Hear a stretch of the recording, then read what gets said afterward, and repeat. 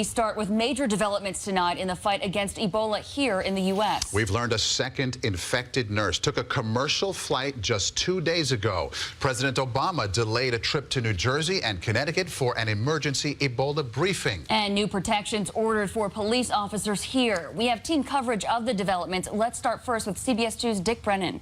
Well, Allison, Maurice, right now the new patient is being flown to Emory University Hospital in Atlanta for further treatment. The Dallas Morning News reports that the Dallas hospital workers wore no protective gear for 2 days until tests confirmed a patient had Ebola, possibly exposing dozens to the illness. The new patient is 29-year-old Amber Vinson, who flew from Cleveland to Dallas on Monday and was diagnosed the next day. She was part of a team that treated Ebola patient Eric Thomas Duncan, who died last week.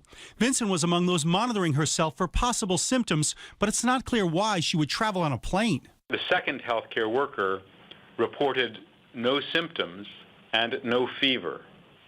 However, because at that point she was in a group of individuals known to have exposure to Ebola, she should not have traveled on a commercial airline.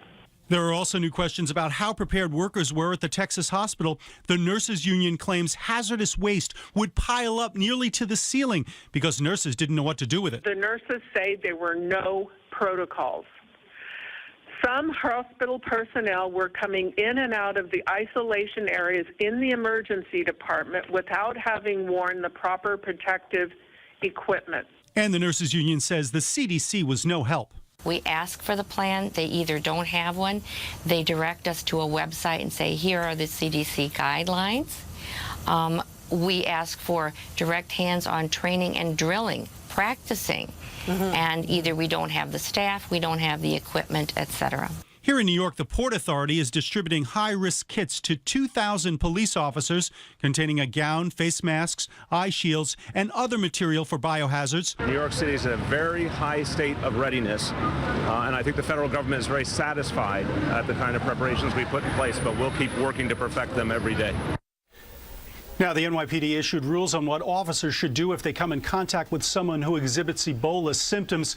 The instructions say members should stay at least 3 feet away from the individual and use a patrol kit with safety gear. In the newsroom, Dick Brennan, CBS 2 News. Okay, Dick, thank you. As you heard,